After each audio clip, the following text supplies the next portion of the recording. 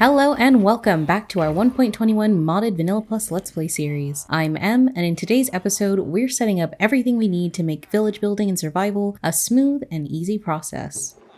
If you're like me and hate getting sidetracked to go grab more food or resources in the middle of a good build session, villagers are going to be your best friends. Your villager system might look a bit different depending on your plans and needs, but my system has two phases. First, the auto farms. This is going to be an iron and emerald farm and a string farm. 2. The villager hall. The first part being breeding and the second being re-rolling. If you don't know what I mean by breeding or re-rolling, don't worry, we will get to it later. First and foremost, we need an iron farm. Iron is an indispensably important resource for builders and survivalists alike, but it's also built around fisher villagers, which is going to give us a lot of emeralds. Before anyone asks, the tutorials that I use for both farms will be available in the description. Being next to a village will make it super simple to get the villagers themselves. If you've never transported villagers before, boats make this a very easy process, especially if you're not playing with this mod pack, which has a really cool feature I'll show in a little bit.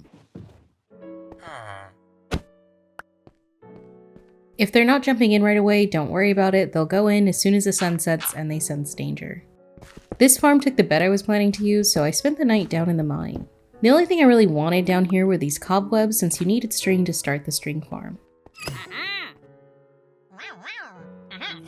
While here, I ran into a rascal who gave me a bundle of iron ore blocks.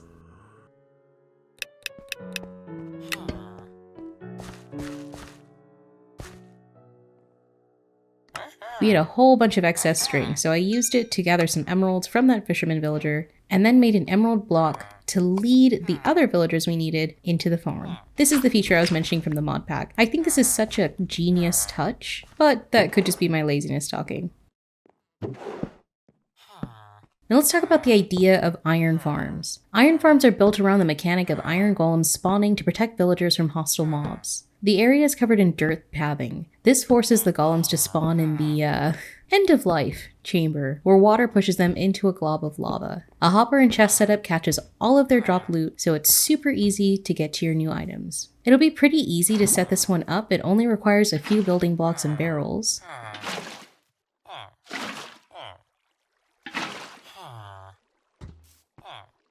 With everything set up, the final thing you'll need is a zombie. This keeps the villagers distressed enough to summon their iron protectors. I believe this farm was designed to have an open roof, the slabs meant to protect the zombie from the sun, but I covered it anyways because I'm paranoid.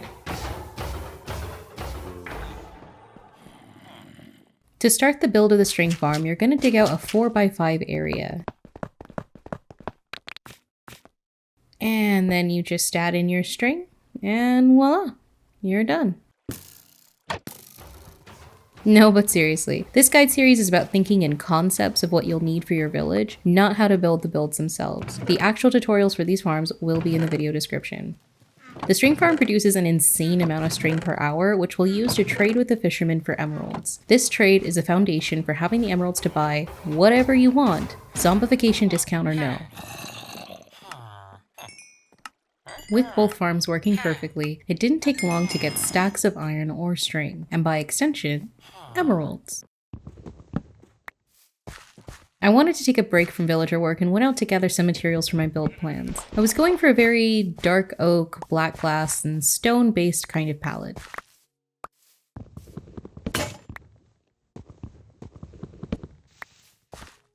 I also figured mushroom soup would be a great food source for the time being. Did you know mushroom soup doesn't stack? I didn't. So of course, I added in a mod that does just that. It was then time to work on the next phase of the plan, the villager hall. That's right, just this way. What? You think I'm gonna imprison him? This isn't a prison. It's a friend cave. With our first friend, safe and sound, I went off to find another village.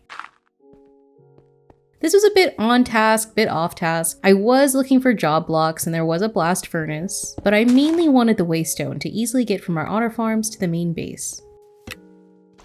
And boom, easy as pie. Now let's talk about villager breeders. There are a lot of really cool villager breeders that, once set up right, do most of the work for you. They pump out tons of babies, nicely wheel them off to where you want them. I didn't feel like doing all of that. So we have the cave. The only things you need to successfully breed villagers are 2 adult villagers, at least 3 accessible beds, and food. You feed the villagers, give them a little bit of privacy, and voila! A new worker. I am working a bit out of order here, but the next part of the villager hall is the professions. I know I wanted at least 1 librarian, 1 for bookshelves, and another probably for silk touch. This would allow me to get the actual mushroom parts themselves for my build plan. If you don't like what they're offering, break the job block and place it again. But don't trade anything until you know you've got what you wanted. In my case, it didn't take very long to get a silk touch book. I also wanted a farmer for golden carrots and bread for breeding, an armorer for diamond armor, toolsmith, diamond tools, weaponsmith, diamond weapons, and a mason for bricks.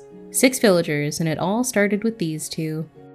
With the basis of our villager hall in place, I took a break to work on the crop farms. I want a small waterfall to pour out of here, a continuation of an even larger waterfall off of that ridge. Mostly for aesthetics, but we can pretend that the mountain has an underground lake. Small details everywhere will make a space feel more alive. But what kind of details can you add to crop fields? For one, when putting in your seeds, you can skip a few farmland plots to later on add in grass or even flowers.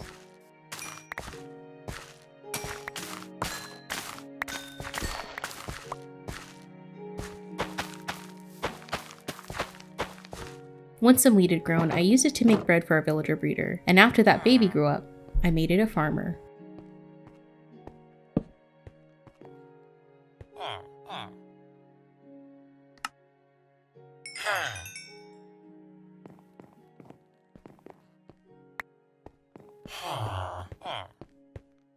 Ah, the miracle of life. Running low on emeralds, I took a quick trip to the other station.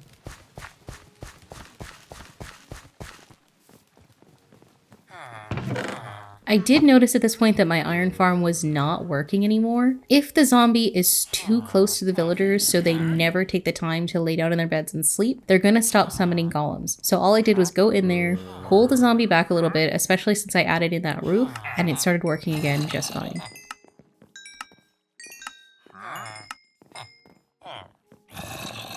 From this point, the process was very back and forth, from trading string for emeralds and then those emeralds for items, until my villagers were leveled to give me the trades I wanted. Look at the baby!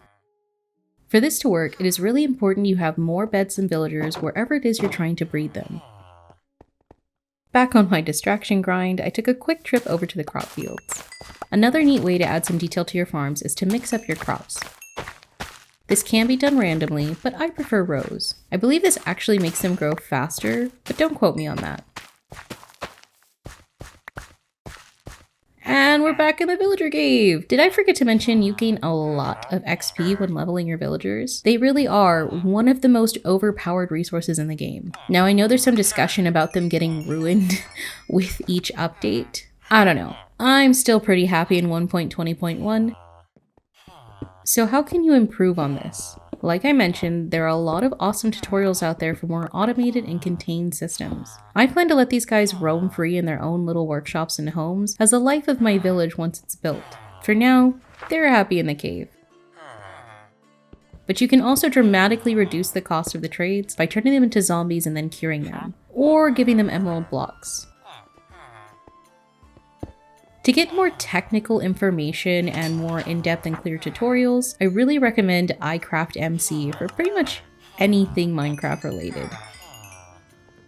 We actually do some building in our next episode, so stick around for that. And as always, thank you so much for watching, and I look forward to seeing you in the next one.